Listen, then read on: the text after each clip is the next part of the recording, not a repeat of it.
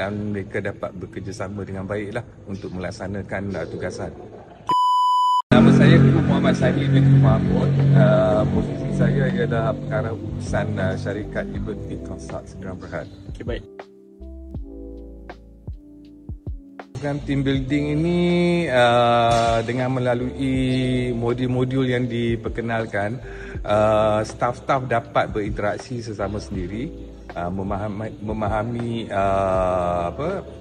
staf-staf itu sendiri, dan mereka dapat bekerjasama dengan baiklah untuk melaksanakan tugasan.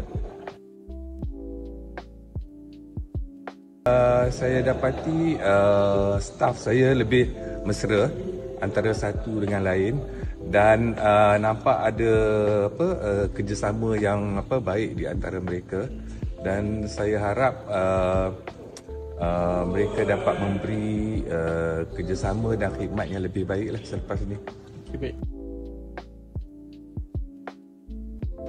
Untuk saya ialah aktiviti di bahagian luar, di mana kita staf-staf semua bekerjasama untuk mendapatkan clue-clue yang telah diberikan.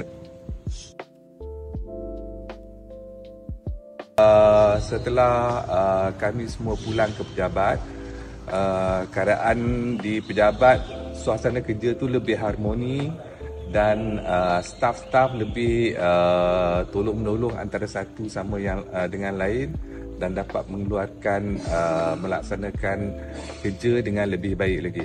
Okay. Saya bagi 8.